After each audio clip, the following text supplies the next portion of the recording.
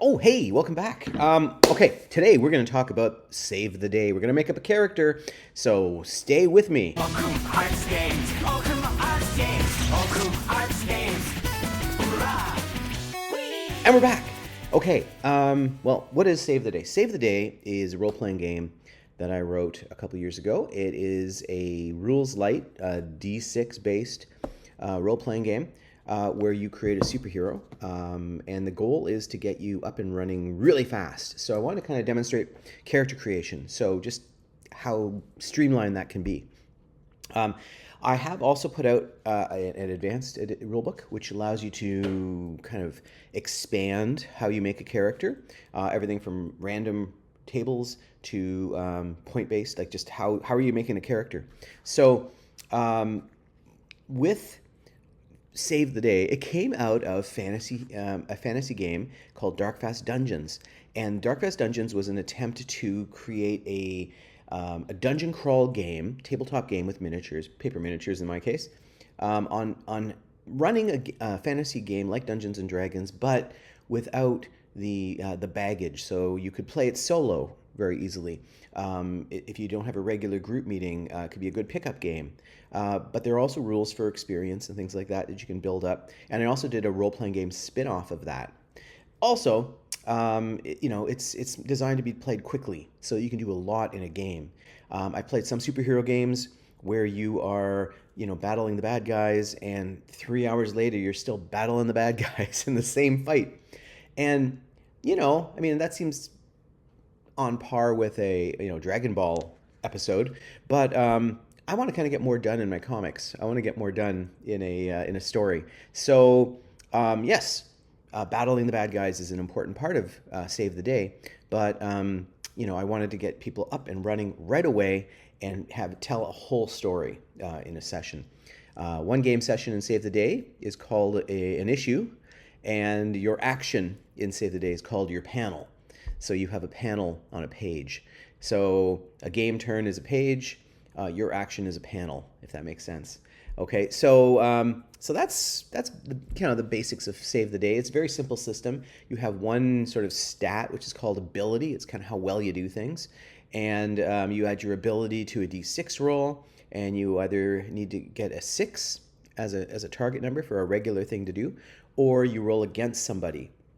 And you go ability versus ability. And it's just a matter of who rolls the highest. To simplify things even more, how much you make it by is the effect or the damage if you're attacking. So it really, I think it's a very quick and fast way of playing the system. So I want to make a character, and so what I thought I'd do is I'd go over some superhero miniatures that I've made over the years, and just make a couple of them up for new villains. This one, I think, is a kind of a neat character. I've got a better picture over here, over there. I think she's a neat character because she's, like a standard superhero, supervillain, but she's got some sort of fur. There's sort of a starry kind of fur motif. So, and it's yellow. So maybe energy, a little bit more. She's not sneaking around in the woods. She's not like a Wolverine. Well, I guess Wolverine wore yellow, but she's kind of got. So she'd be an interesting villain, and I think I'd like to do something with her. So what I did was I went to the back of Save the Day, and I have an interactive character sheet that lets you pick. You pick when you make a character, you pick an origin. So in her case, I chose Feral. Okay. As her origin, and it has a list of basically your powers and your talents that you can choose from. And then I chose a class called Mystic. I kind of wanted to give her some powers as opposed to being a martial artist or something like that. So the two cards, the origin and the class, give you an idea of what your character can do, and you can make up a character that way. So the card, when you print it out, it has both things on the side. There's also room for character illustration, and I have some templates to draw them in, but I think I'm just going to, since I know what the character looks like, I'm just going to draw her in because that's what I do. But if you're not so strong at drawing, you can use the templates and then just color them in and make your own costumes, design your own villains and heroes.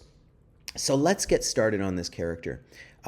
First off, you go to the character creation section here in the book, and you find out that there's a checklist. So you've chosen your origin card and your class card, and then you distribute 2 panel power ranks among the 12 listed on both cards, and you can have you can have more than 1 rank per power. So you could put 2 in one, or you can. I like spreading them out. It's kind of fun to have a villain or a hero that's really good at one thing, but it's nice to spread things out a little bit. So 2 panel powers and 2 issue powers. Now, a panel power can happen anytime it's your panel, okay? And an issue power happens once per issue, okay? So once per session, game session. So you kind of choose those wisely. Now, you can push it and try and use it again, or spend a hero point to use it again. But yeah, it's one and done. You use it and it's gone. You can also, and this is something I've been a little bit more flexible with when I've been making characters. You can also, instead of putting your points into issue powers, you could put them all into panel powers, or you could put them all into issue powers. You can mix and match. So technically, you have 4 powers that you can, or power points that you can allocate. If you look at the character sheet for Feral and Mystic, the powers are communication, basically, which allows you to communicate with things you normally don't communicate with. So for a feral character who's more attached to nature, maybe they can hear the wind, or they can communicate with the wind. They can put their hand on the earth and find information out, trees, birds, wolverines, whatever they want to communicate with. I've had characters that are more high tech that have used communication to communicate with computers, tell them what to do, program them as they're running around, that kind of thing. So they have panel powers: communication, invulnerable. Invulnerable makes it harder to hurt you. You're tougher. Hand-to-hand attack, so like Wolverine's claws or martial arts or something like that. Favored terrain, which gives you bonuses for being in a position like on the terrain that you're interested in. Also, allies. Allies could be like a sidekick, or a wolf that follows you around, that kind of thing, or super sense, which is like being able to track somebody through scent, or to hear really well, that kind of thing. Each rank of super sense, is sort of a +1 bonus to that particular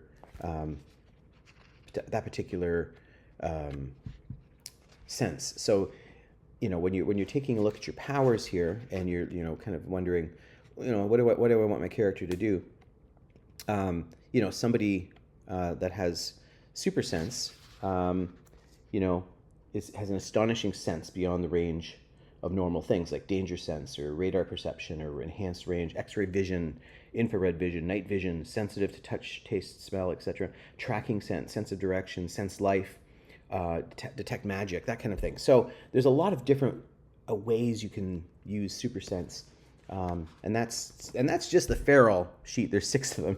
Now, if you notice, I've made 6 feral and 6 mystic, so 6 on each card. So you could technically, if you didn't know or you couldn't decide, you could roll a d6 and let the dice decide. Okay, but I'm basing this on a character idea. So let's do that. On the mystic card, you see that it has alternate power magic, and this lets you, with an ability check, create a power, or any power, emulate any power in the book, under the guise of magic. So if you wanted to fire a blast of magical energy, that would be blast. If you wanted energy to kind of wrap around your body and create like a force field, that could be invulnerable. Okay, so there's lots of different ways that you can use magic, and it changes, right? But every time you use it, you have to kind of change you make a power roll, and that's modified by the powers talent. So you do ability plus powers plus a d6, and you need to get a number, and then that lets you change your powers on the fly. So it's a very flexible power. I kind of like it because it lets me, focus the kind of attacks and defenses and that sort of thing against different characters. So it makes the character very much more open. There's also blast. Oh, the other thing with magic, you can use it to enhance existing powers. So if she had blast, that lets you just attack at range. with magic, she could, focus that blast so that it did an extra 3 points of damage. Okay. Super gear, so she could have a mystic item, helmet of power, or something like that. Mind control, which lets you control the minds of other people. Alternate movement, so flight, or you can phase through a wall, or you can jump from tree to tree, that kind of thing. Super leap, or super lucky, which gives you 3 extra luck points in the game. So there's a lot of things available there.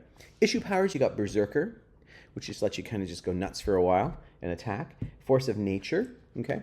And so with Force of Nature, just to kind of explain that one, because that one's kind of a tough one when people, first hear it. But basically you could summon another character that acts as an ally of you. So I could have a wolf, very powerful wolf come, a spirit wolf, or a tree spirit, like a treant kind of comes marching in. And basically you kind of build the ally. So as you make the character, you kind of decide what this ally is, and you can write it up, and then once the GM approves it, you got kind of a secondary character. Element of Surprise lets you go first. Gives you a free attack, a free action, and then you're first on the initiative. You just kind of jump the queue, okay? And you don't have to use it right away, but you can just suddenly use it, and it's a good surprise. It's good for surprise. That's why it's called Element of Surprise, right? Curse. Curse is an interesting power, because what it does is if you put a curse on another character in an issue, in that encounter, so in that encounter with them, that cursed character is at -3 for all actions, okay, which is all rolls, including activation rolls, okay? So they might not even be able to act or do anything because they're cursed. Dispel, okay, so Dispel lets you basically remove the effects of one panel or issue power for the remainder of the encounter. So if you're fighting a villain and the armor is just too strong, you can use Dispel to kind of ignore the armor, which is kind of interesting. And you also have Immortal. So Immortal is an interesting power because it's not often used, but if something happens to your character and the character dies, think Deadpool, okay, or even Wolverine. Wolverine gets killed in lots of comics and movies and then comes back. So there have to be conditions for them to come back. Buffy, the Vampire Slayer, for example, that's what her thing, right? So there's all kinds of choices here. And when I look at this character again, so let's look at her. I'm thinking, what kind of powers, what kind of character is this? She's a villain, so she's got some powers and abilities. And I'm thinking there's kind of like a fur on her, but there's also like a star element, and I kind of want to go with that. So first thing I'm gonna do is I'm gonna write down the ability and the health. And if I go back to the character checklist, I see that the for a basic character, which is what she's going to be, she gets 3 health. Sorry, ability 3, 6 health. So 3 ability and 6 health. Okay, so I write that down. Got that. Then I'm going to distribute the power ranks. So I've got 4 points basically spread between panel and issue powers, and I'm thinking I kind of like her to be some sort of magic blaster. So I'm going to give her blast, and I'm going to give her alternate power magic. I'm also going to give her I want to give her like something that's going to make her a little tougher. So I'm going to give her invulnerable. I'm going to give it like a force field. There's some sort of energy that she's using. And then I've got one more power point left. I'm going to spend on issue power, and I'm going to use Element of Surprise. Okay, so she's going to be a bit of a combat hound, actually, but she could do some neat things with her magic that will suit her, I think. So there's her powers. Her powers are invulnerable, alternate power magic, and blast, as well as Element of Surprise. Okay, so I think that somehow with that energy, she can get a super pulse and get an extra action in, and then beat everybody in the initiative, and then go first every round, every page after that. We're going to also have to choose 6 talents from either card, and there's a lot to choose from. Because she's using her magic a lot, I'm going to give her a level of power. Power lets you kind of manipulate your powers, and so in this case, it would make sense. I'm also going to give her elusive. I'm going to make it harder for her to hit her. And you can give a number of points in the talent as equal to your ability. So I could put like 3 points into one of these if I wanted, but I'm not going to. But I'm going to make it harder for her to hit her. So I'm going to give her 2 points of elusive. So that's 2 points there. So we got 3. I'm also going to give her fleet feet, so she can, she got magic. She could fly around or do something like that. Let's give her sneaky.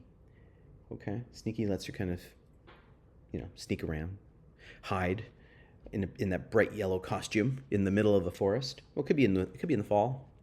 Could be in the fall. I'm also going to give her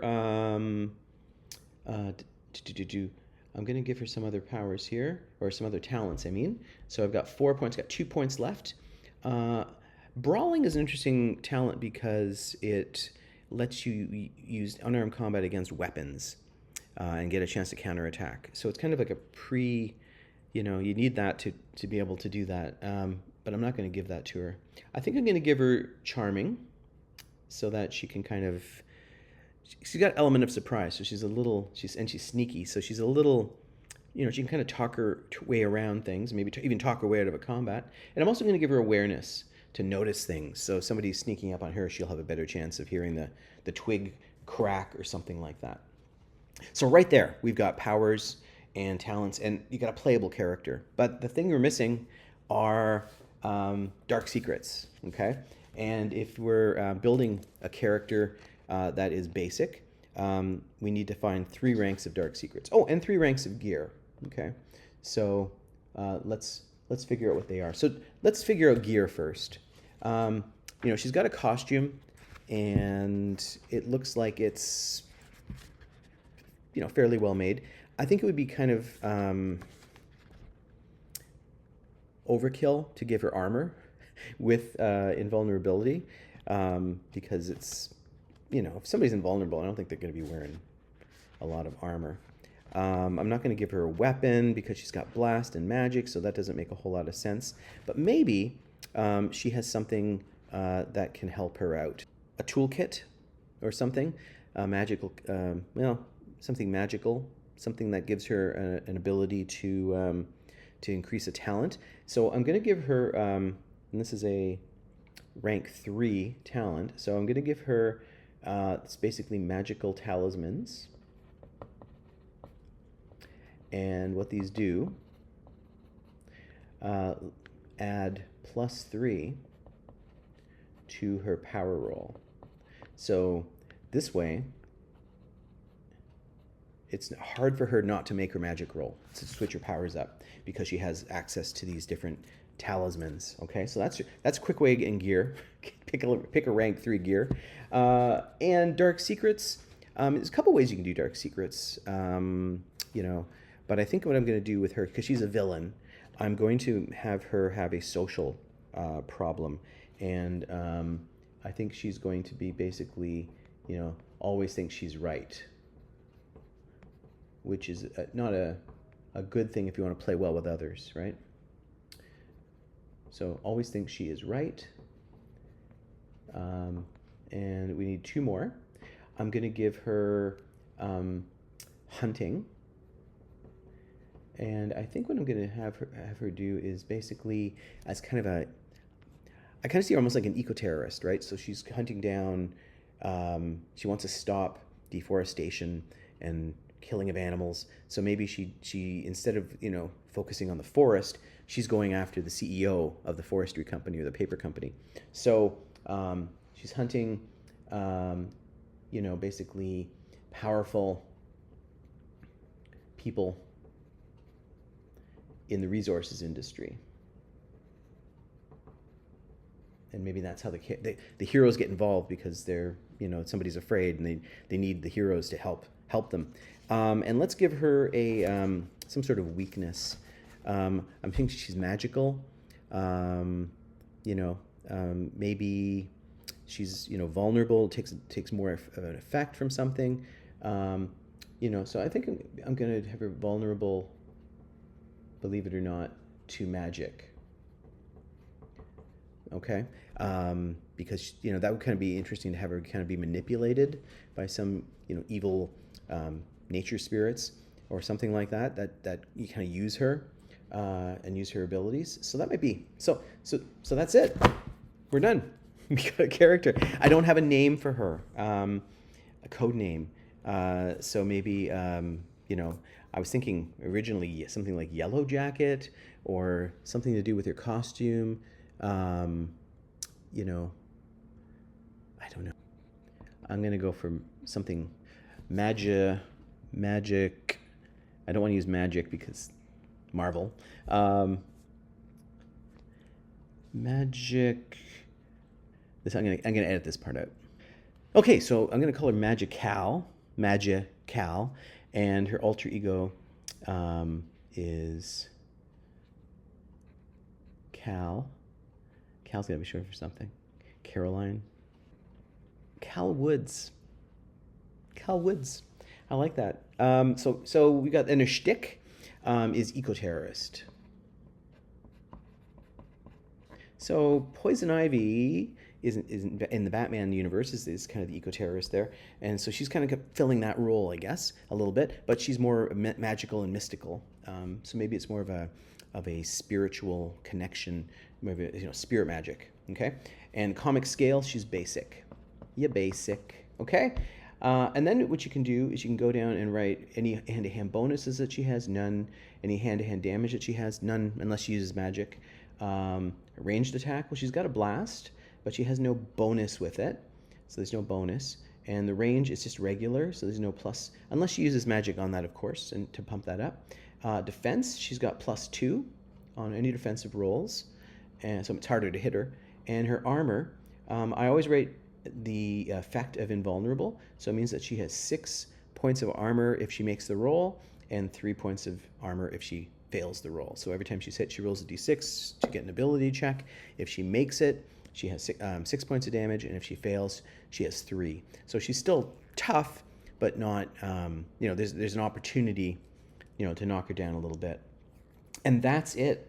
She's done. You can play. You can start playing with this character. It took us maybe about 15 minutes to actually make the character, a little less than 15 minutes to actually make the character. And if you have something in mind, it goes a little faster. And if you don't have something in mind, that's not a big problem either, because on the sheet you could actually just roll, d6s and find out, so panel powers here. Maybe I didn't know which side to roll on, so maybe I would have had allies and super gear. And then with my issue powers, I would have had curse and dispel. Boom, character right away, very fast. And I also have tables in the advanced rulebook for dark secrets, so you don't have to kind of think them through. Or you can kind of make them fit based on what you rolled. So some people like that. Some people hate random superhero characters, but I kind of like the opportunity. So that's basically how you make a character.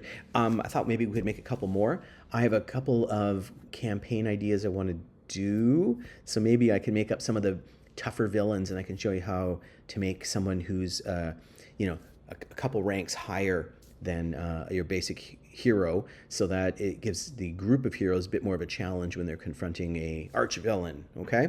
Anyway, I'll talk to you later.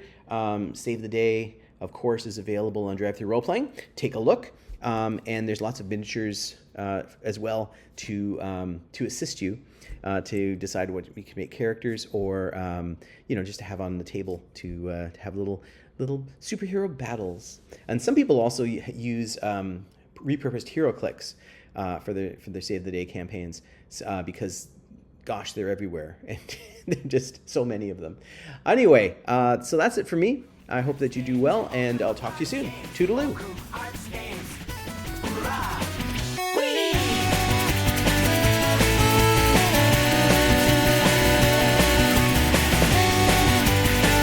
I played some superhero games where you are, battling the bad guys, and 3 hours later you're still battling the bad guys in the same fight.